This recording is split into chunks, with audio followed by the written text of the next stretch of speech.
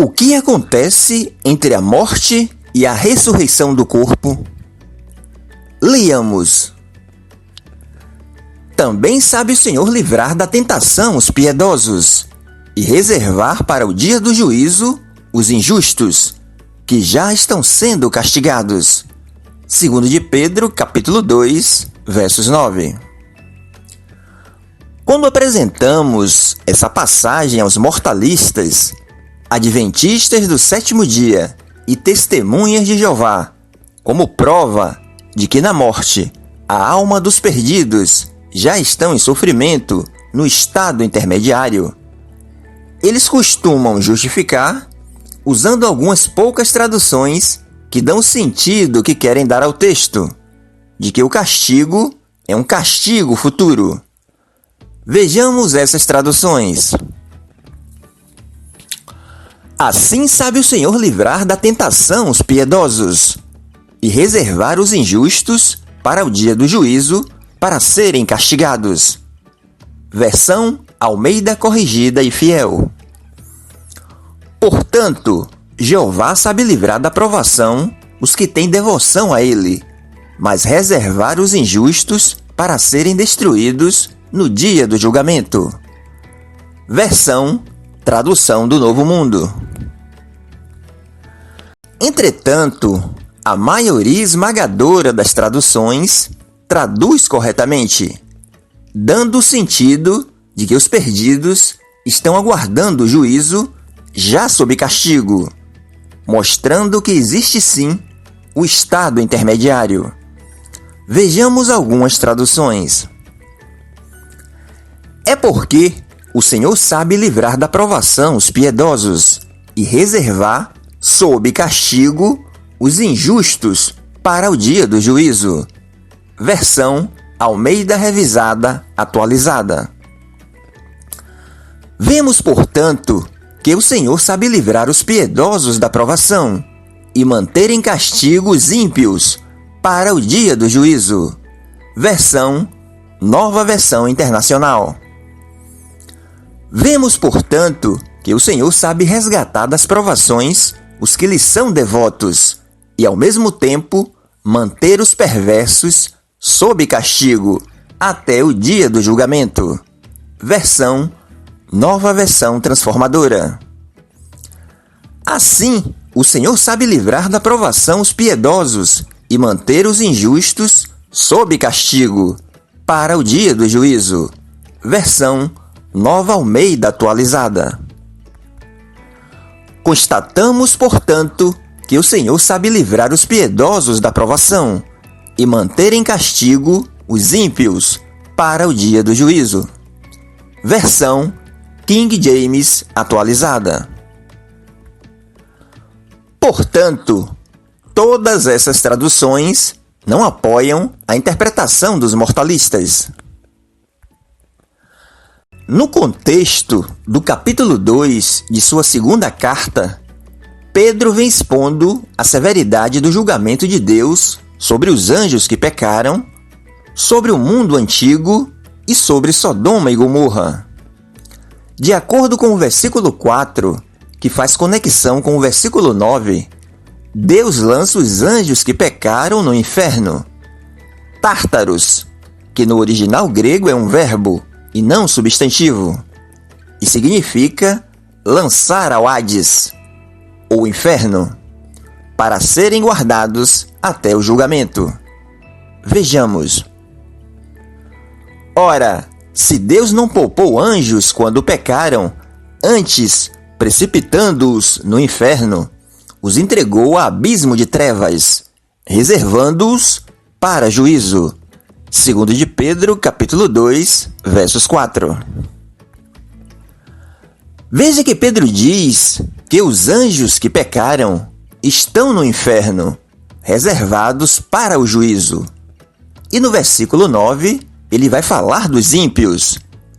A estes, ele diz que Deus sabe como reservar e manter sob castigo até o dia do juízo. Os mortalistas interpretam que reservados refere-se ao futuro.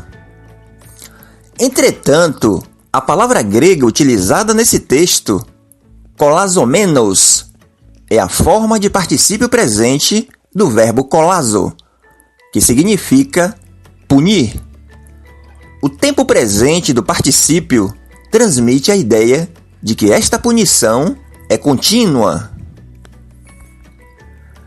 A expressão até o dia do juízo, eishemeran kerizeus, no original, nos revela que o que é descrito aqui não é o castigo final dos ímpios, mas uma punição que antecede o dia do juízo.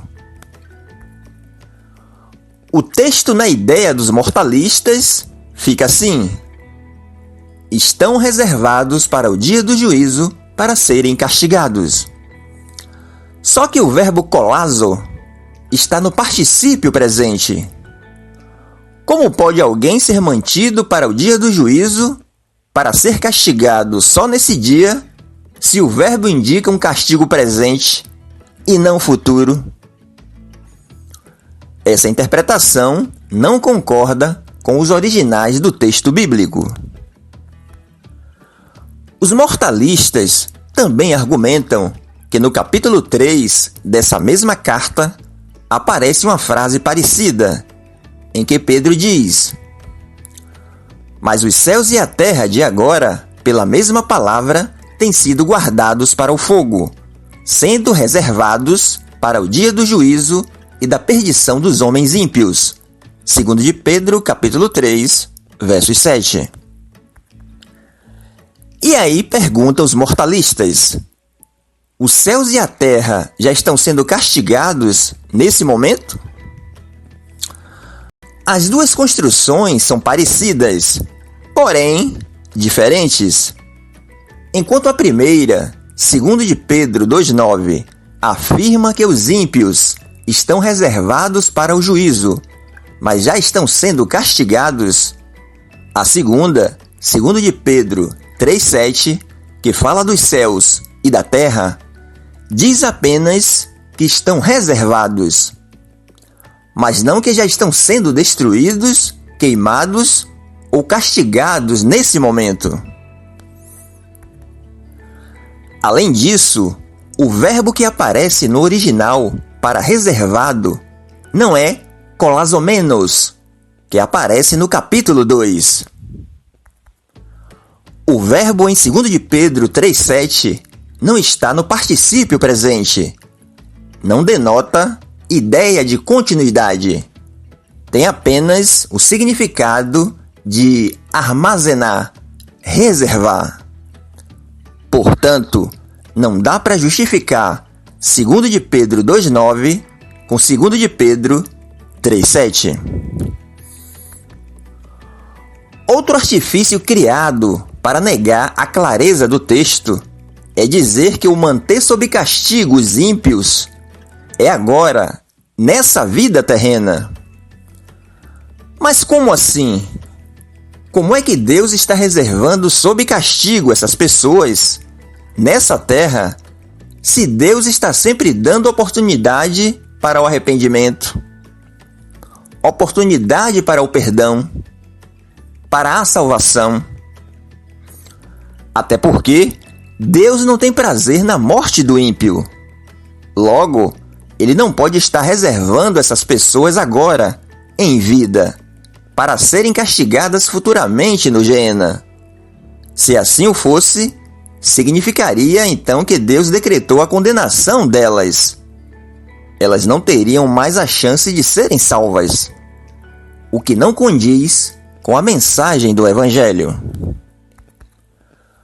Logo, não pode ser sustentado que a punição aqui mencionada seja administrada nessa vida atual, uma vez que as palavras até o dia do juízo estendem claramente a punição até aquele dia. Além disso, fica claro que nos 2 versículos 4 e 9 de sua segunda carta, Pedro está falando de um plano espiritual e não de um plano terreno. Portanto, Essa passagem é contundente em mostrar que aqueles que se perderam já estão sofrendo as consequências. Em um outro plano espiritual, provando que existe o estado intermediário entre a morte e a ressurreição do corpo. Para se negar isso, só deturpando o tempo gramatical dos originais do texto bíblico e criando artifícios, como fazem os moralistas.